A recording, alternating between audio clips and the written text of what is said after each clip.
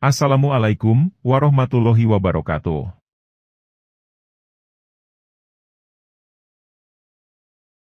Perempuan senantiasa ingin tampil cantik.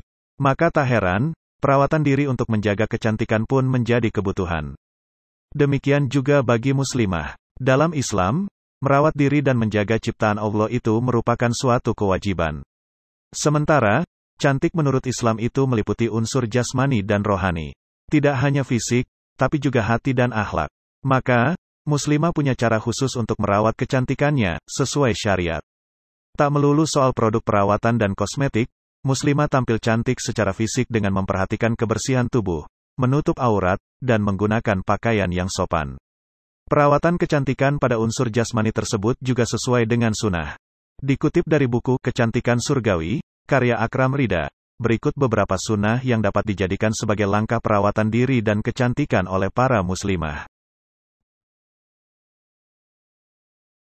Salah satu fitrah yang disunahkan Rasulullah Shallallahu Alaihi Wasallam bagi perempuan adalah memangkas bulu atau rambut.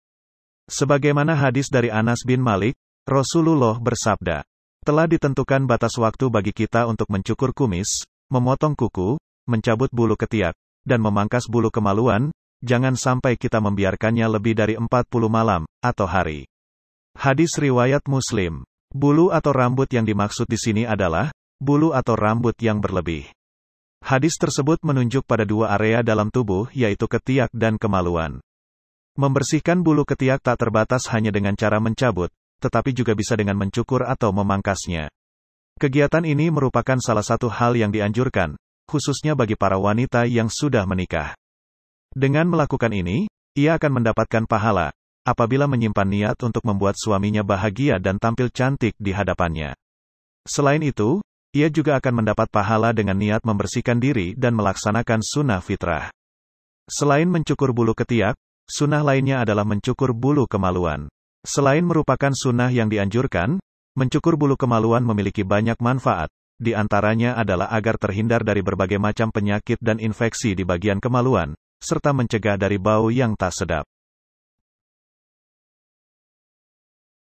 Membersihkan diri dengan air merupakan hal kedua dari sunnah-sunnah fitrah yang dianjurkan, seperti menghirup air ke hidung dan berkumur.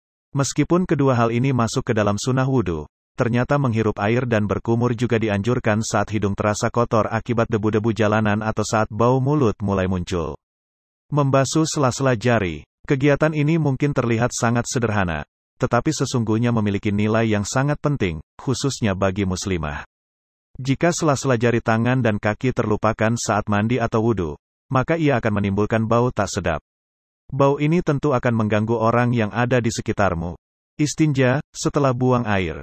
Istinjak atau membersihkan kemaluan dengan air setelah buang air, adalah hal yang juga penting.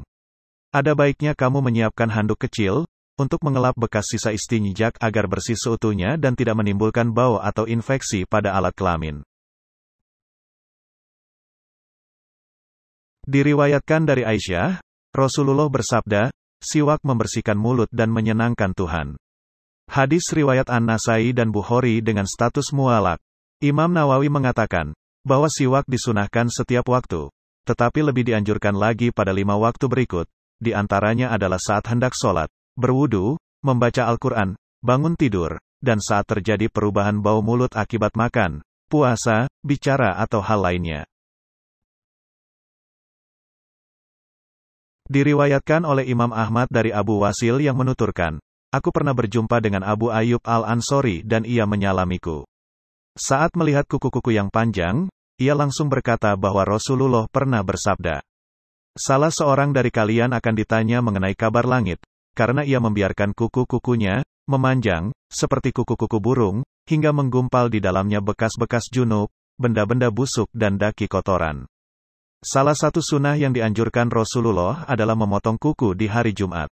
Memotong kuku dapat menghindari kita dari penumpukan kotoran di dalam kuku, menyakiti orang lain saat berinteraksi, serta terhindar dari kesan menjijikkan. Tentang khitan untuk perempuan, memang terdapat perbedaan pendapat. Beberapa ulama tidak mewajibkan, namun Imam Syafi'i mewajibkannya. Sebagaimana penuturan di bawah ini.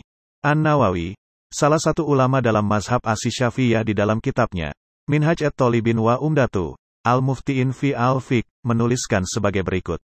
Wajib bagi perempuan berkhitan, dengan memotong sebagian daging kecil yang berada di bagian atas kemaluan, dan bagi laki-laki dengan menghilangkan sebagian kulit penutup bagian depan dari kemaluan, dan disunahkan bagi laki-laki untuk menyegerakan khitan di umur 7 tahun.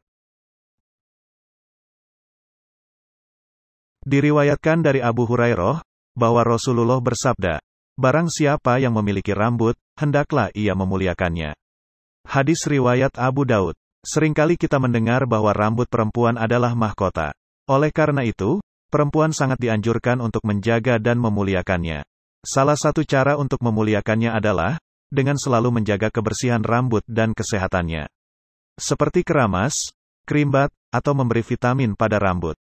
Hal ini sangat penting bagi muslimah, jangan sampai karena memakai hijab, muslimah jadi mengabaikan keindahan dan kebersihan rambut hingga bisa menimbulkan bau dan mengganggu orang lain. Niatkanlah untuk merawat pemberian Allah dan menjalankan sunnah Rasulullah.